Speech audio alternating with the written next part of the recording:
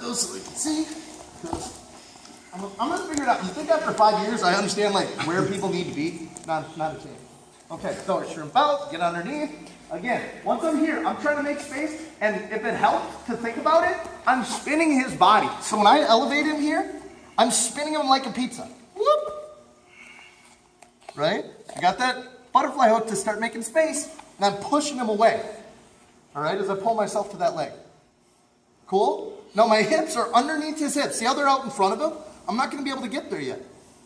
Okay, so as I push him, I work that hip under, and I tuck my foot. Okay, that'll help me center him up. But I want my hips underneath his hips. I want to be like a beach ball he's got to try to balance on. Cool? So we took him backwards. We took him forwards if he tries to run away. Okay, now what if he tries to grab my head? Because that's another option. People will put pressure on you. Okay, so instead, first one we wanted to make his foot on my shoulder light. Right? When I took him backwards, I started to extend him a little bit. Yep, so he starts losing the balance. This time, I'm making his back leg light. All right, so I pull my legs into me, and I'm reaching for that back foot. All right, so as I get that foot, then I take him back over top of that. So we end up essentially in the same position as the first one, but instead of him moving away and coming up, I load him up and grab the foot so he doesn't have that pose.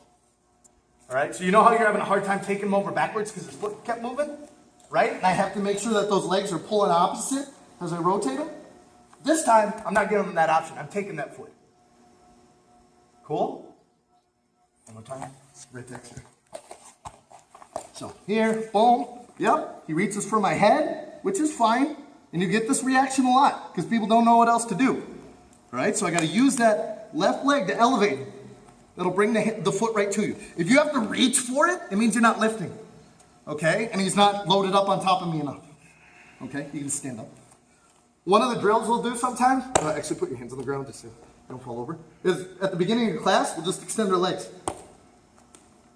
Because it's muscles that you don't usually use. It's whatever this stupid thing is on the outside of your legs. Because I got to keep my knees apart, but I got to lift like a scissors. Cool? And that's exactly what we're doing here. He grabs my head. I extend, lift that foot, grab it, and pull it out. Pull my foot out, and I can pass. Or just lay down. You know, whatever it is. My favorite stretch, power down. Questions? Again, I've got to be underneath the hips. If I'm to one side, it's not going to work very well. All right? And I want to be perpendicular to them. So they're standing here. My head's on one side, my butt's on the other side. Got it? 1, 2, 3.